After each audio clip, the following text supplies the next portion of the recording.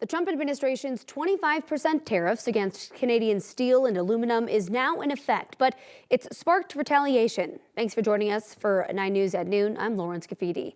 The new tariffs may raise prices for American consumers, since U.S. businesses have to pay the tariffs when they import these metals. The cost to them could be substantial based on Commerce Department numbers. That data shows the U.S. imported more than $58 billion worth of aluminum, steel, and iron last year. Many economists predict companies will pass on part or all of those added costs to consumers.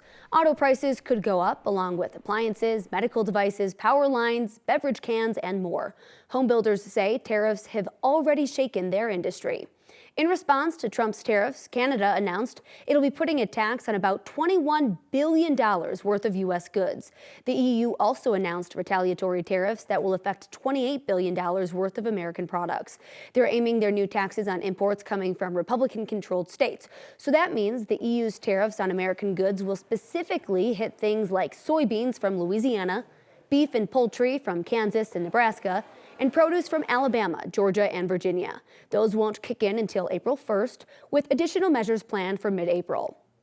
And here's a look at the market right now. The Dow was down several hundred points this morning, rebounded to positive territory, but right now it's back in the negative. The Dow also had a rough Monday and Tuesday, where we saw it shed hundreds of points. The new tariffs take effect after a day of back-and-forth threats between the U.S. and Canada. Yesterday, Ontario agreed to temporarily suspend a 25% surcharge on electricity exports to the U.S.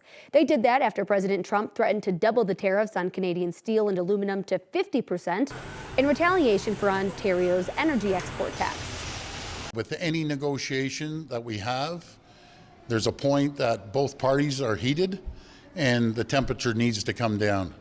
And I thought this was the right decision. They understand how serious we are about the electricity and the tariffs. Tomorrow, Ontario Premier Doug Ford will travel to D.C. to talk about revising the U.S.-Mexico-Canada free trade agreement. Consumer prices did not increase as much as economists forecasted last month. The inflation rate for February was down to 2.8%.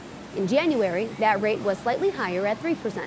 Economists warn new Trump tariffs could push up consumer costs even more. That's why the Federal Reserve is not expected to cut interest rates at its meeting next week. Let's take a live look outside the 9 News station. We have another day of sunny skies ahead, looking good over downtown Denver. Joining me now, we have Corey Reppenhagen with our 9 News Weather Impact team. Corey, we really have had a gorgeous week across the metro area. Man, it has been a real nice run, and we've got another nice day today and another one coming up tomorrow before the next storm system rolls in. Same thing up here in the high country, ski country USA here, Copper Mountain.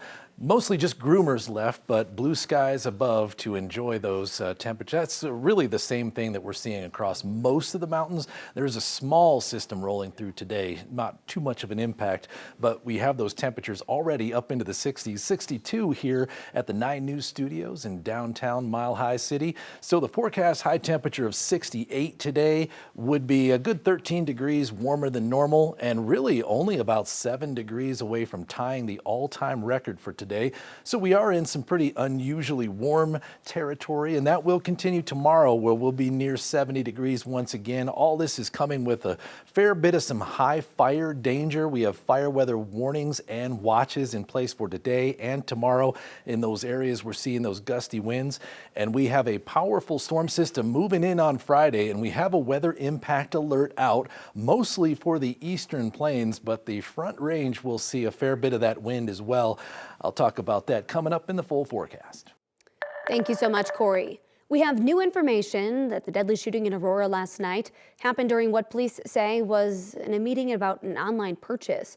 Aurora police say around 9:45 last night, they were called to Bethany Drive between Parker Road and Havana Street.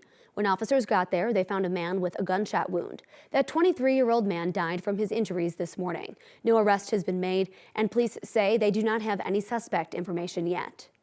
Officers with Colorado Springs Police are on administrative leave today after one fired his gun while trying to talk with the suspect about a reported road rage call. CSPD says officers went to an apartment complex around 9:30 last night, but said the person greeted them at the door with a raised handgun. That's when police say at least one officer fired a single shot, but it did not hit anyone. Officers were able to take the suspect into custody. The El Paso County Sheriff's Office is now investigating the incident. A bill to enforce more gun control passed a Colorado House committee late last night. The bill concerns commonly bought semi-automatic guns that are capable of accepting detachable magazines. Senate Bill 3 would require people who buy them to take a gun safety training class. The bill generated a heated debate at the State House. The bill is about recognizing the deadly reality of modern-day mass shootings and doing everything in our power to prevent them. After 31 years as a cop, I can tell you this will not stop murder. It will not stop a mass shooting. It will not stop suicides for those who are committed to ending your own life. Just before midnight, the House Judiciary Committee voted 7-4 to move the bill to the House Finance Committee for consideration. There are still several steps left before it gets to the governor's desk, but it already has passed the Senate.